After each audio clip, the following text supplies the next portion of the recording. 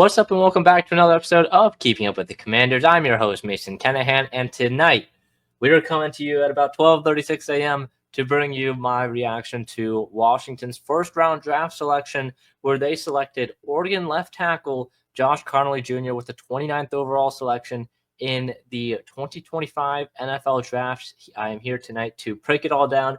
I had a live show going along with some of the members of the Rowan Radio of my college's sports department during the draft, so I wasn't able to have like a live reaction on Keeping Up with the Commanders, but I still wanted to break down what I thought of the pick for Josh Conerly. Also, now that I didn't really overreact to it or anything, but now that I've kind of settled from him being selected about an hour and a half or so ago.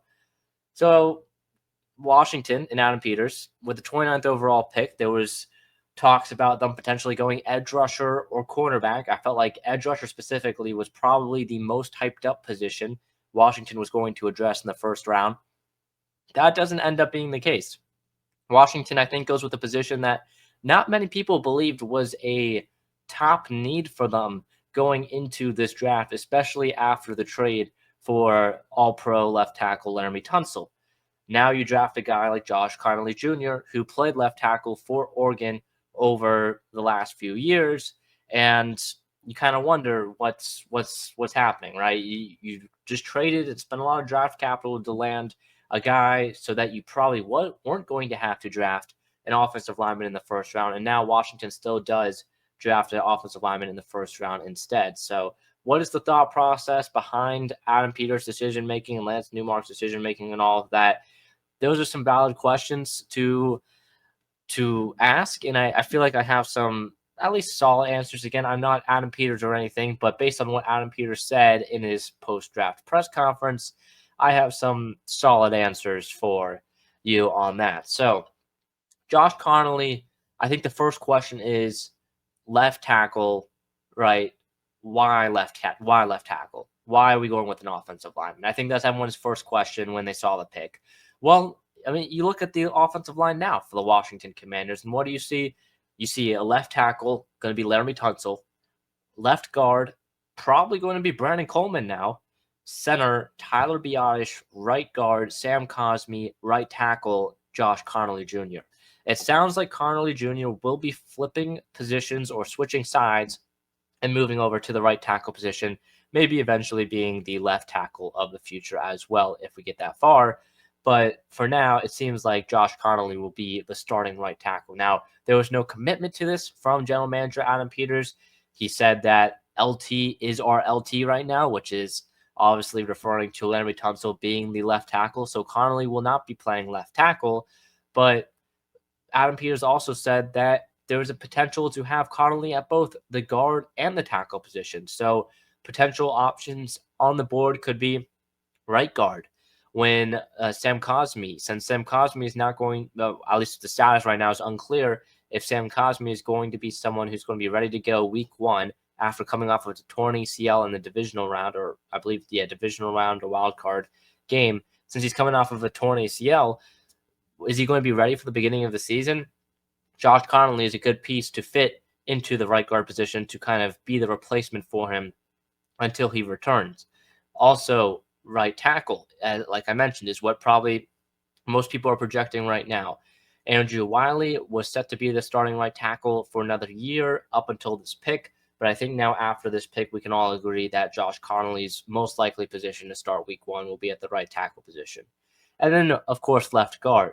What does this mean for Brandon Coleman? Will Brandon Coleman and Josh Conerly be fighting for that right tackle spot? If I had to take a guess, I think this team really views Brandon Coleman as a very good guard, and Coleman can be that left guard of the future for Washington, which they had Nick Allegretti as kind of their replacement last season. He was solid, but still, I think they want to get younger and ultimately have Coleman in that starting lineup in some capacity playing well.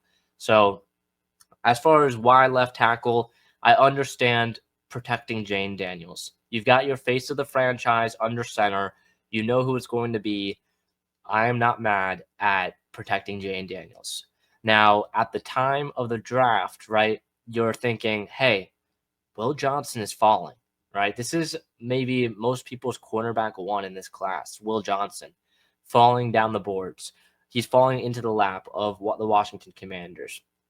Was Washington going to solidify their cornerback room and select a guy like Will Johnson, even though it was clear, especially towards the back half of that first round when he kept on falling, there are some pretty big injury concerns around him, especially with his knee, saying that his season got cut short last season because of his injury history. Now, when he's been on the field, he's put together some very good tape, especially in that 2023 Michigan National Championship run.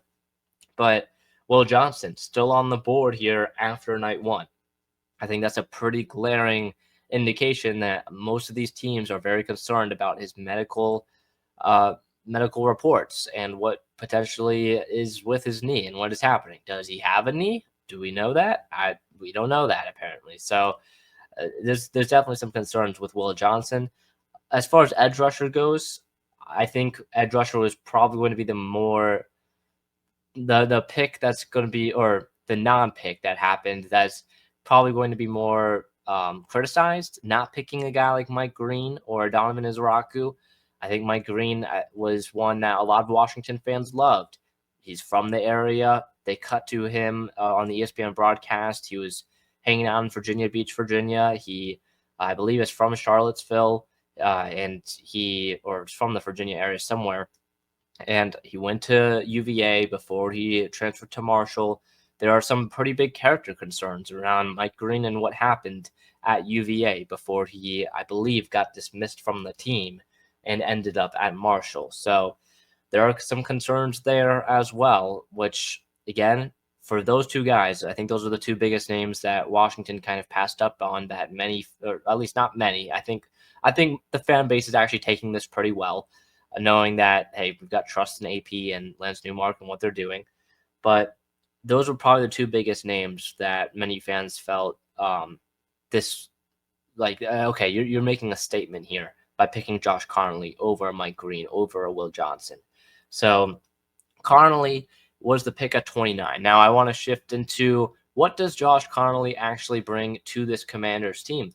Because I brought up his PFF, your NFL draft profile, to take a look at. As a Washington Commander, again, 21, just over 21 years old here on draft day. He's 6'4", 315 pounds. It was, again, pretty solid numbers in terms of grading for Josh Conerly, especially he's coming off of his highest graded season, only allowing two sacks in his college career over the last 3 seasons. He only allowed 9 hurries as well. 9 pressures as well last season. Again, he's got a lot of experience as a starting left tackle for the Oregon Ducks over the last 2 years. He was the starting left tackle in 2023, over 880 snaps. Starting left tackle last season, over 900 snaps. So he's got a lot of experience. And you look at the grades throughout the course of the season, they're fairly consistent. They're fairly consistent. He never had one super bad game. He had a pretty good, solid few games as well. I mean, it's solid numbers. It's solid numbers from Josh Conerly, and someone that I'm looking at as a guy, hey, this is potentially going to be a very good right tackle for Washington in the near future. And I think Adam Peters and Lance Newmark, they view him the same way. And potentially as well, just seeing him as someone who is going to be able to protect Jane Daniels for the next, hopefully, decade plus. As far as other things are concerned with Josh Conerly, maybe some of the doubts, there's going to be a clip that is going to be going viral of Josh Conerly being bull rushed by Mike Green at the Senior Bowl. It went viral when it happened at the Senior Bowl. It went viral, I believe, tonight as well after the selection on Commander's Twitter. It is important to note as well that Josh Conerly was voted on by his peers at the Senior Bowl as I don't remember exactly what team he was on. I'm just going to say national team for sakes. The national team practice player of the week at the offensive line position, or I believe offensive tackle position. So Josh Conerly getting the award for practice player of the week, voted on by the players he was going up against. And you could say there was maybe some struggles at the Senior Bowl, especially at right tackle. But overall, I thought he had a very solid week, and a week that you can definitely build off of if you are Adam Peters, seeing him at right tackle for the first time and wanting to potentially move him there in the near future at the right tackle position for Washington. So that is also something to take note of. Josh Conerly overall, I think, is a solid pick. Now, would I say that that's who I would pick at 29? That's probably not who I would have picked, but I also don't know as much as Adam Peters or Lance Newmark does at this period of time in the draft cycle. Again, a lot of the top prospects that were still on the board when they were on the clock had concerns of off-field issues, whether it was character or actions or injury. A lot of the top guys who continued to fall, like Will Johnson, like Mike Green, it was because of some glaring issues that even fans knew about ahead of time heading into the draft. So again, both of those two players are still on the board going into day number 2. So that is also important to know. One other thing I want to mention, this video was posted, I believe, recently, right before I started recording this, but there was actually, it's just a cool little story. There was a video. Apparently, Cliff Kingsbury, offensive coordinator for the Commanders, he left a note on Adam Peters' desk this week, and on the note it said, "Hey, I stopped by, draft the Oregon tackle," or "I stopped by, take the Oregon tackle. Thanks, Cliff." You know, I've got to mention draft day somewhere in this, and we all know what that kind of piece of paper, has resemblance of. And I'm for it. I'm for it. It definitely gives me some, Vontae Mag no matter what vibes. I'm not saying this is entirely different as well from if some people compare this to Ron Rivera and his obsession over Emmanuel Forbes. This is entirely different. This is an offensive coordinator writing on a piece of paper, probably as well as kind of just like a little joke. I know he probably definitely wanted Josh Conerly, but kind of just wanted to, on a piece of paper, putting it in the office of the general manager, who is a different person, and ultimately the board falls how they wanted to, and they make the selection at 29. This is different than the Emmanuel Forbes situation, where the documentary that came out after, no, not the documentary, but the behind the scenes footage that came out after the draft was Ron Rivera at 8 a.m. in the morning driving to work saying, "Yeah, Emmanuel Forbes. If Emmanuel Forbes is there, I'm sprinting up to the podium to select him. Emmanuel Forbes is the guy I want." Like, that is completely different from a head coach / GM who was playing both roles at the time, obsessing over a player, compared to an offensive coordinator letting a different person, a general manager, know that, hey, if this player is there, you have my vote to take him. So it is, again, I guess you could say maybe they're a little bit similar, but I'm getting completely different vibes from this front office to last year's front office.